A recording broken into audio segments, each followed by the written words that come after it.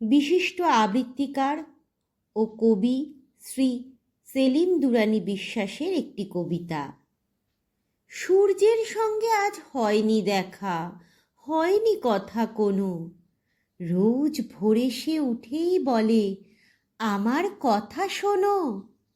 জানলা দিয়ে বাড়িয়ে সে মুখ একটা কথাই বলে, সারাটা দিন ভালো থেকো, বলেই সে যায় চলে। আজকে সে কি লুকিয়ে আছে মেঘের ঘন আড়ালে? বলবে কি কথা আমার সাথে বারান্দায় গিয়ে দাঁড়ালে? কি জানি দেখা হবে কি না আমার বন্ধুর সাথে। চন্দ্ররূপে দেখা দেবে কি আজকে গভীর রাতে? দেখা না দাও বন্ধু আমার, তুমিও ভালো থেকো। মনে পড়লে কালকে ভোরেই আমায় না হয় ডেকো। নমস্কার।